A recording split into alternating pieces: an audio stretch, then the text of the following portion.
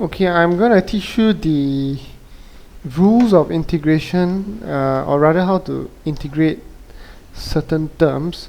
Okay, how do we integrate functions in the form of ax plus b bracket to the power n? Now, to integrate this, we have to take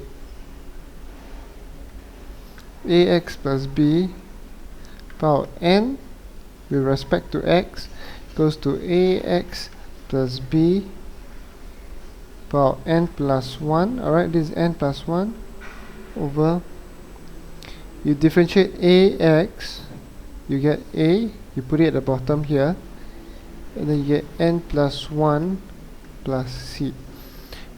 Since there are no definite integrals, we have to add a constant, which is a plus c. Right now,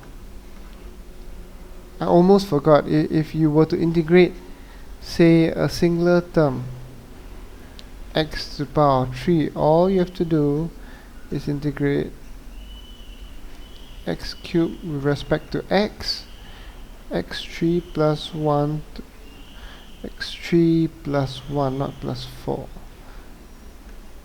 3 plus 1 over 3 plus 1 plus c. So x to the power 4 over 4 plus c. Alright, next we would like to know how to integrate functions in the form of 1 over ax plus b.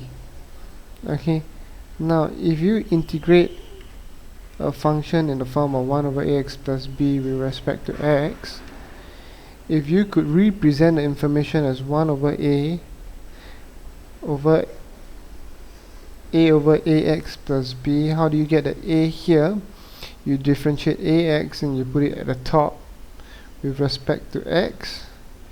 Your answer will be 1 over a ln ax plus b plus c. Alright, next.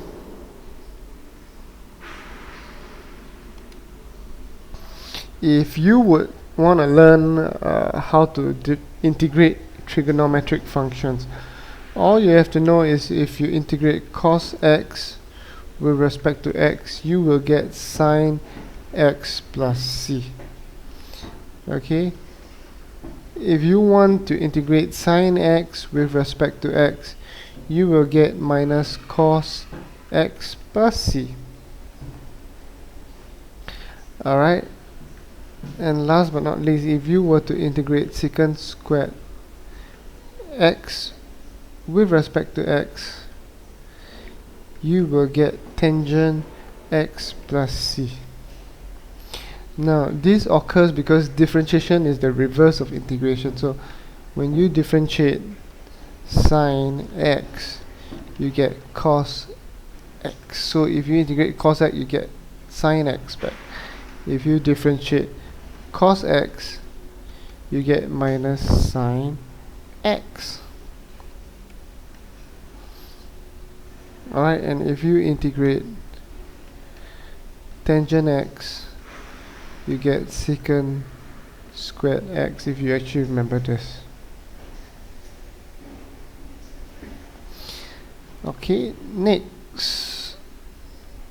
What about integrating trigonometric functions involving multiple angles? Okay, if you have got the integration of cos ax plus b with respect to x, okay,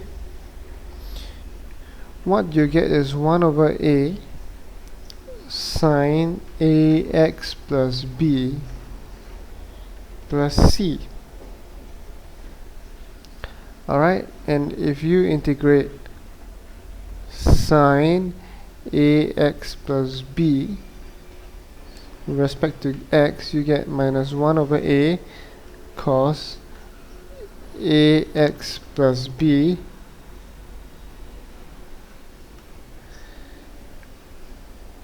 plus c. Alright, next, if you integrate secant squared x, ax plus b with respect to x, you get 1 over a tangent ax plus b plus c.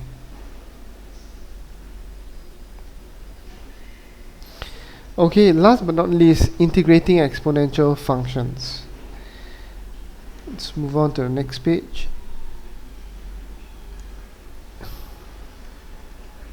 Okay, if you integrate e to the power x with respect to x, you get e to the power x plus c.